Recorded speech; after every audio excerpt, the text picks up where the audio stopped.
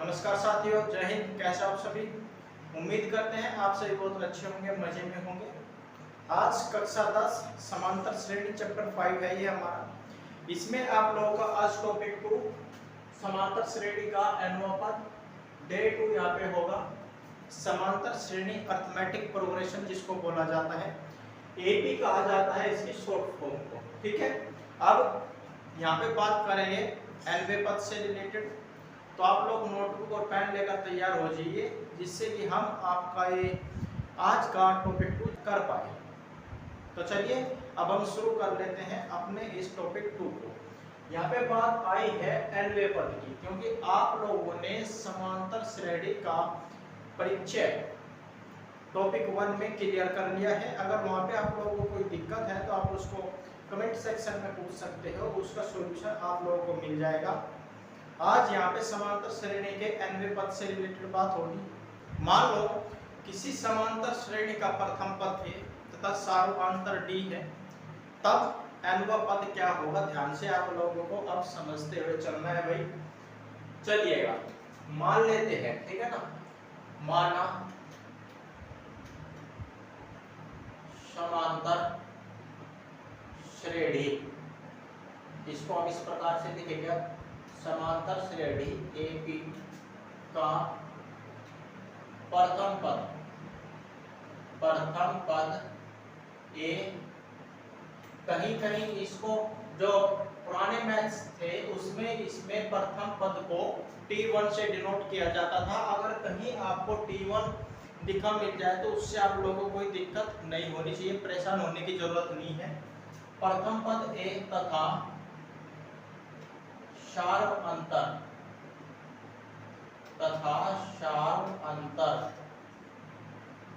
D है, ठीक है, डी है, तब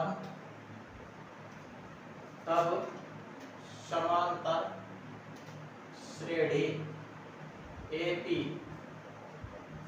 का nवां पद, इसको an से डिनोट किया जाता है, या फिर पहले इसको डिनोट किया जाता था tn से, ठीक है। an या फिर tn, यहाँ पे जो ज्यादातर यूज किया जाएगा वो an किया जाएगा। an equals to a plus n minus 1 into D, ठीक है ना। ये हो जाएगा आपका इस श्रेणी का nवां पद। नोट करके आप लोगों को यहाँ पे लिखना है, जहां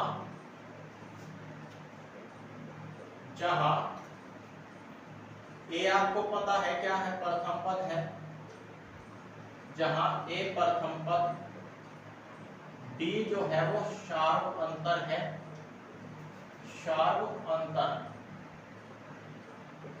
और जो n है वो है पदों की संख्या, ठीक है ना, पदों की संख्या। क्लियर है बात? n जो काम करेगा यहाँ पे पदों की संख्या के लिए काम करेगा, ठीक है। एक पॉइंट और आप लोग यहाँ पे नोट करिएगा, समांतर श्रेणी एपी का nवां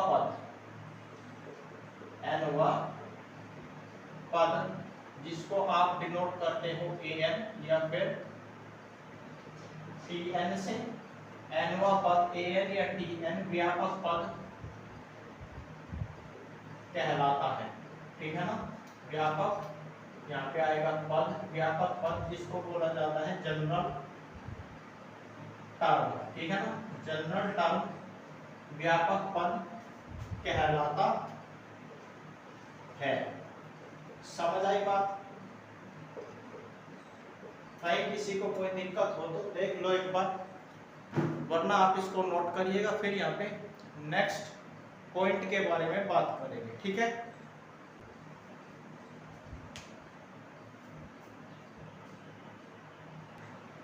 चलिएगा देखिएगा, कहा है यदि किसी समांतर श्रेणी एपी में कुल पद n हो, कुल पद कितने हो, n हो, अर्थात nवा जो पद है, nवा जो पद है मेरे भाई, उसको हम डिनोट किस चीज से करते हैं? उसको डिनोट हम an या फिर tn से करते हैं, ठीक है ना?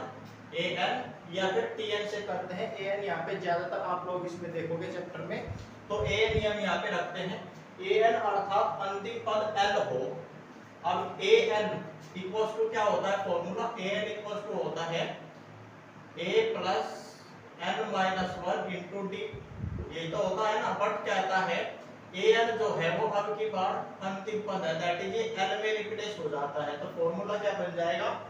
l equals to a plus n minus 1 into D, जहां पे a प्रथम पद का काम करेगा और d एज इट इज सार्वअंतर ही रहेगा, इन दोनों में कोई चेंजिंग नहीं होगा। क्लियर है बात? समझ आई? इसको आप लोग ध्यान से आप समझना है, क्योंकि इस तरीके का अब हम आपको एग्जाम्पल्स यहाँ पे कराएंगे, आप इसको नोट करिएगा, जिससे आप लोगों को एग्जाम्पल्स में कोई दिक्कत ना हो। देखिएगा एग्जाम्पल हमने यहाँ पे दिया है, अनुक्रम 7 3 माइनस 1 माइनस 5 का 20वां पद ज्ञात करिए, ठीक है। अब यहाँ पे कंडीशन दी गई थी, किसी समांतर श्रेणी AB में कुल पद n हो तथा nवां पद जो है अर्थात अंतिम पद l हो, तब n equals to a plus n minus 1 into D, ये फॉर्मूला आपको अप्लाई करना है।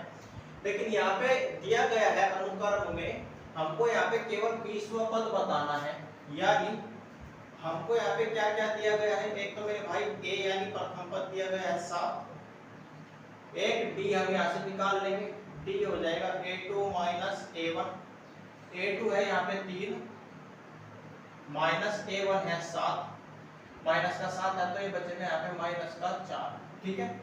हमको चाहिए क्या? हमको चाहिए 20वां पद a20, a20 हमको यहाँ पे चाहिए होगा। अब 20वां पद यानी nवें पद के लिए फॉर्मूला हमने आप लोगों को लिखा रखा है, चूंकि an बराबर कितना होता है? an बराबर होता है a plus n minus 1 into D, ठीक है। ये फॉर्मूला आपको अच्छे से पता है। अब n इक्वल्स टू यहाँ पे कितना है मेरे भाई? 20 है, सीधी सी बात है, तो कर दीजिएगा इसमें अप्लाई। ये हो जाएगा 20वां पद a20 equals to a equals to है 7 प्लस n की जगह 20 माइनस 1 19 बचेगा, d की जगह है माइनस का 4, ठीक है। दिस इंप्लाइज दैट ये आ जाएगा a20 इक्वल्स टू 7 माइनस 19 के 76, दैट इज 820, यानी 20वां जो पद हो जाएगा वो हो जाएगा माइनस का 69, ठीक है। क्लियर है? ये आ जाएगा इसका 20वां पद। क्लियर है? इस तरीके से आप लोगों को ये क्वेश्चंस सॉल्व करने हैं, तो आप इसे नोट करिए, फिर यहाँ पे नेक्स्ट बात करेंगे। नेक्स्ट देखते हैं क्या है।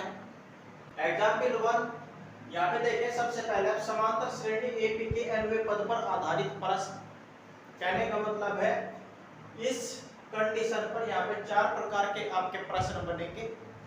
फर्स्ट टाइप है आपके सामने, जिसमें अनुक्रम दे दिया गया है और पदों की संख्या पूछ ली गई है। पदों की संख्या हमने आपको स्टार्टिंग में बताया है कि पदों की संख्या को मेरे भाई n से डिनोट किया जाता है, ठीक है। तो चलिएगा इसको आप देखिएगा। प्रथम पद यहाँ पे है, प्रथम पद हो जाएगा a, और a बराबर में है 3। इसके बाद में सार्वअंतर d ज्ञात करेंगे, जिसका फॉर्मूला होता है a2 माइनस a1, ठीक है। a2 यहाँ पे बन जाएगा 6 माइनस a1 हो जाएगा 3, दैट इज 3 ये आ जाएगा। और लास्ट पद आप देख लीजिए कितना है, 111 है, दैट इज अंतिम पद nवां पद, ये हमारे पास में, ये हमारे पास में 111, ठीक है। जो आपको सेकंड नंबर की कंडीशन लिखाई गई है उससे रिलेटेड ये क्वेश्चन है कि जब समांतर श्रेणी में जो nवां पद होता है अर्थात an होता है, अर्थात इसको यहाँ पे l से डिनोट किया जाए, तब जो अंतिम पद का फॉर्मूला होता है वो l equals to a plus n minus 1 into D बन जाता है, ठीक है।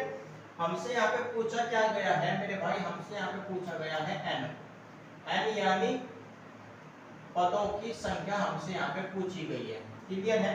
अब यदि अंतिम पद l है यानी nवां पद इक्वल्स टू l, अंतिम पद यहाँ पे l है तो हमारे पास में फॉर्मूला होता है, चूंकि हम जानते हैं l equals to a plus n minus 1 into t, ये हमारे पास में फॉर्मूला होता है। अब इसमें आप a d और l के मान रख दीजिए। l इक्वल्स टू है 111, a इक्वल्स टू है 3 plus n minus 1 into d equals to है मेरे भाई 3। दिस इंप्लाइज दैट इसको आप सोल्व करोगे तो ये आ जाएगा n माइनस 1 इंटू 3 बराबर में 111 माइनस का 3। दिस इंप्लाइज दैट ये आ जाएगा 3n माइनस 3 इक्वल्स टू कितना बचेगा, ये बचेगा 108। दिस इंप्लाइज दैट ये आ जाएगा 3n बराबर 108 plus 3। This implies that n equals to आ जाएगा 111 बटे में 3। ठीक है। अब इसको आप काटिए, 3 से काटेंगे 111 को, 3 3 9 3 7 21, यानी जो पदों की संख्या होगी वो हो जाएगी 37। ठीक है। पदों की संख्या कितनी होगी, वो हो जाएगी 37। क्लियर है। इस तरीके के क्वेश्चंस आप लोगों को करने को मिलेंगे, कोई दिक्कत नहीं है। जो थोड़ा बहुत चेंजिंग होगा वो हम आप लोगों को क्लियर करा देंगे। ठीक है। आप इसको नोट करिएगा, फिर यहाँ पे नेक्स्ट टाइम आप लोगों को बताते हैं। चलिएगा भाई, सेकंड एग्जांपल है। यहाँ पे किसी समांतर श्रेणी AP का 7वां पद -1 तथा 16वां पद 17 है तो उसका व्यापक पद आप समझते हो जनरल टर्म से। जनरल टर्म होता है an यहाँ पे बताना है, देखते हैं क्या होता है। 7वां पद यहाँ पे दे दिया गया है, यानी A7 यहाँ पे दे दिया गया है। कितना है, ये है -1। ठीक है ना, -1 दिया गया है। दिस इंप्लाइज दैट A7 से यहाँ पे मतलब है a plus n minus 1 into t बराबर में -1। This implies that a plus n की जगह 7 रखे, 7 में से 1 घटाइए 6 बचेगा। दैट इज ये हो जाएगा a प्लस 6 इंटू t बराबर में -1। इसको आप समीकरण नंबर 1 नाम दे दीजिए। 16वां पद है 17, दैट इज a 16 बराबर है 17। This implies that a plus n minus 1 into t बराबर में 17। ये हो जाएगा a प्लस 16 माइनस 1 15 बचेगा, ये आ जाएगा 15 इंटू d बराबर में 17। इसको आप समीकरण 2 नाम दे दीजिए। ठीक है। अब समीकरण 2 में से समीकरण 1 को आप घटा दीजिए। ठीक है। समीकरण 2 माइनस समीकरण 1 ये बचेगा a प्लस 15d बराबर में 17, a प्लस 6d बराबर में -1। घटाने की बात हुई है तो इसको हम घटा देंगे घटाने पर। ठीक है। घटाने पर माइनस माइनस प्लस, a से -1 कट जाएगा, ये कितना बचेगा, 15 से 6 जाएगा, ये बचेगा मेरे भाई 9 इंटू टी बराबर में 17 और 1 18 हो जाएगा, यानी d बराबर में आ जाएगा 18 बटे में 9। 9 से 18 को काटेंगे 2 बार में, d बराबर में आ जाएगा 2। क्लियर है। अब d का मान आप किसी भी समीकरण में रख लीजिए। d का मान हम समीकरण 1 में रखेंगे। d का मान समीकरण 1 में रखने पर, ठीक है, रखिएगा। दिस इंप्लाइज दैट ये आ जाएगा a प्लस 6 इंटू 2 बराबर -1। a बराबर में ये आ जाएगा 6 दूने 12, 12 राइट साइड में जाएगा और -1 पहले से ऐसे हो जाएगा, 1 + -13। अब यहाँ पे व्यापक पद की बात की है। व्यापक पद का मतलब होता है an। ठीक है ना। तो व्यापक पद an बराबर हो जाएगा a plus n minus 1 into d। This implies that an equals to a equals to है हमारा -13 plus n minus 1 into d equals to है 2।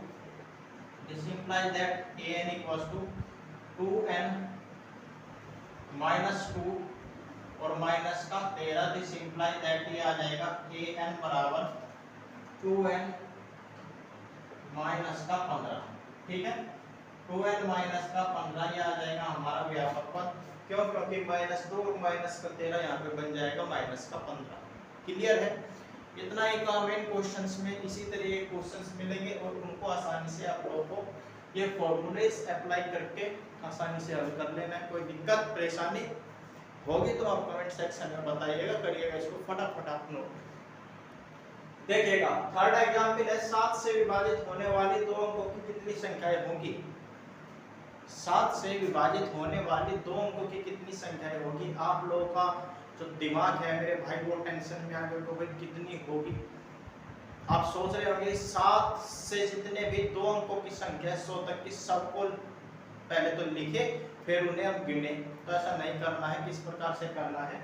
सबसे पहले तो आप क्या करिएगा 7 से विभाजित होने वाली दो अंकों की कितनी संख्याएं होगी इसको हम बाद में देखते हैं। पहले दो अंकों की जो संख्याएं होती है वे 100 तक की सभी हम यहाँ पे लिख लेते हैं। ठीक है, दो अंकों की संख्याएं लिखिए। सबसे पहले आप दो अंकों की संख्याएं, विभाजित का अभी यहाँ पे कोई रोल नहीं है मेरे भाई इसमें, ठीक है ना। दो अंकों की संख्याएं अभी हम यहाँ पे कलेक्ट करने की कोशिश कर रहे हैं। ये हो जाएगी 14 है, 21, 28,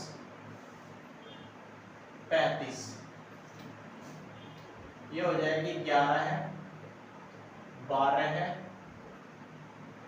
13 है, 14 है, अप टू डॉट ये जाएगी 99 तक। ठीक है ना, यही तो हमारी दो अंकों की संख्या बनती है भाई। 11 से लेके और 99 तक की तो संख्या में दो अंक होते हैं। अब आगे की बात देखते हैं 7 से विभाजित होने वाली संख्या। आप छांट दीजिए 7 से विभाजित होने वाली 7 से विभाजित होने वाली संख्याएं। 7 से विभाजित होने वाली संख्याएं कौन सी हो जाएगी देखते हैं कितनी होगी। एक तो हो जाएगी इसमें से 14 है, एक हो जाएगी 21, एक 28, एक 35 और इसी प्रकार से लास्ट में बन जाती है 98। ठीक है, 7 एकम 7 चौके 28 यानी 14 7 98 होता है। अब देखिएगा प्रथम पद, इसमें आपको चलना है 7 से विभाजित होने वाले की यहाँ पे बात की गई है। तो प्रथम पद इसमें आप लोगों को लेना है a बराबर में 14 है। d का अगर यहाँ पे बात करें तो 21 माइनस 14 आप कर दीजिएगा 7 आ जाएगा। an यानी लास्ट पद यहाँ पे क्या बनता है an यानी nवां पद अर्थात अंतिम पद अब की बार मेरे भाई यहाँ पे 98 है, यानी n बराबर में 98 दे दिया गया है। अब अगर n बराबर 98 है, चूंकि आपको पता है n के फॉर्मूले से n इक्वल्स टू होता है a plus n minus 1 into d। ठीक है, यहाँ पे पूछा क्या गया है कितनी संख्याएं होगी, यानी इस क्वेश्चन में हमसे n इक्वल्स टू पूछा गया है, n का मान कितना आएगा वो अब यहाँ पे देखेंगे। This implies that n equals to है 98, a बराबर में है 14 है प्लस n माइनस 1, हमें ये नहीं पता है कितना है, इंटू d यहाँ पे कितना है 7 है। This implies that देखिएगा कितना आएगा, इसको थोड़ा इस तरीके से लिखिए 7n माइनस 7 बराबर 98 माइनस 14 है। This implies that ये हो जाएगा 7n इक्वल्स टू, देखिए जो ये माइनस 7 है इसको राइट साइड में भेजेंगे तो यहाँ पे पहले आप देख लीजिए कितना पड़ेगा। 98 से 14 आप घटाइए तो कितना आएगा, ये आएगा 84 और माइनस 7 को भेज देंगे दूसरी साइड में, यानी आ जाएगा प्लस 7। ठीक है, this implies that n equals to आ जाएगा 84 और 7 91 हो जाएगा और बटे में 7। 7 से 91 को काटेंगे 13 बार में, यानी कि n इक्वल्स टू आ जाएगा 13, यानी 7 से विभाजित होने वाली जो संख्याएं होगी वो मेरे भाई 13 होगी, यानी n का जो मान होगा वो 13 होगा। Total number of terms, total number which is divided by 7 कितना होगा 13 होगा, 13 होगा। क्लियर है, करिएगा आप इसको नोट। फिर आपको यहाँ पे चौथा एग्जाम्पल और बताएंगे। चौथे एग्जाम्पल को बताने से पहले आप लोगों को हम यहाँ पे एक फॉर्मूला लिखाएंगे, आप एक बार इसको नोट करिए भाई, ठीक है। देखिएगा भाई, चौथा एग्जाम्पल है यहाँ पे समांतर श्रेणी का अंश से nवें पद से रिलेटेड, ठीक है।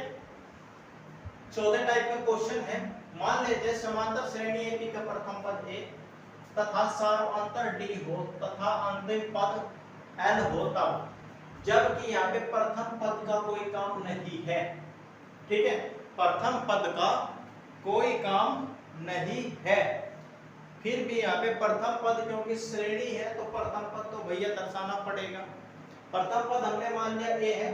अगर यहाँ पे बात की जाए इस श्रेणी का अंश से nवें पद की, तो फॉर्मूला यहाँ पे बन जाता है n minus into n minus one into D, ठीक है, क्योंकि अंत से यानी लास्ट से जब हम स्टार्टिंग की तरफ चलेंगे तो संख्या रेखा पे भी अगर आप देखो तो जब उल्टे हाथ की तरफ को हम चलते हैं तो माइनस चिन्ह लेके आते हैं, ठीक है। तो यहाँ पे जो प्लस चिन्ह है ना वो माइनस में चेंज हो जाता है, ये एक तरीका है इसको याद रखने का। अब यहाँ पे आप देख लीजिएगा L यानी अंतिम पद, अंतिम पद इस श्रेणी में दिया गया है, अंतिम पद L इक्वल टू कितना है 254 है, ठीक है। अब D यहाँ पे ज्ञात करना है तो A2 माइनस A1 हो जाना है, यानी 9 माइनस 4 इक्वल टू 5 ये बनेगा, ठीक है। अंत से यानी 254 से हमको लेफ्ट साइड की तरफ चलना है और ज्ञात करना है 10वां पद। तो देखिए फॉर्मूला क्या बनेगा, अंत से 10वां पद, अंत से 10वां पद n इक्वल टू कितना हो जाएगा, यहाँ पे 10 हो जाएगा, ठीक है, पूछा गया है ना। n इक्वल टू यहाँ पे बन जाएगा मेरे भाई 10, क्योंकि अंत से 10वां पद पूछा गया है। फॉर्मूला हो जाएगा l माइनस n की जगह 10 माइनस 1, n की जगह 10 ही तो आएगा ना, तो हो जाएगा 10 माइनस 1 इंटू डी, अभी एच डी से रखिएगा। अब इसमें कंप्लीट वैल्यू अप्लाई कर दीजिए। l है यहाँ पे 254 माइनस 10 में से 1 जाएगा 9 और d इक्वल टू यहाँ पे कितना 5, 254 माइनस 9 पंजे 45 होता है, ठीक है। 14 से 5 जाएगा 9 बचेगा, 4 में से 4 0 2 एच, यानी अंत से जो 10वां पद हो जाएगा मेरे भाई वो हो जाएगा 209, ठीक है। देख लीजिएगा एक बार, यहाँ पे कोई दिक्कत अगर आपको हो, क्लियर है, तो ये हो जाएगा हमारा डे 2 टॉपिक 2 में सभी पॉइंट्स। उम्मीद करते हैं आप लोगों के क्लियर हो गए होंगे और इनके एग्जाम्पल्स भी हमने यहाँ पे साथ ही कराए हैं, जिससे कि आप लोगों को जो एग्जाम्पल्स है उनका भी प्रारूप आपको देखने को मिल जाए। तो मेरे भाई आज के इस डे 2 टॉपिक 2 में बस इतना ही, मिलते हैं नेक्स्ट टॉपिक 3 में, तब तक के लिए नमस्कार, जय हिंद, जय भारत।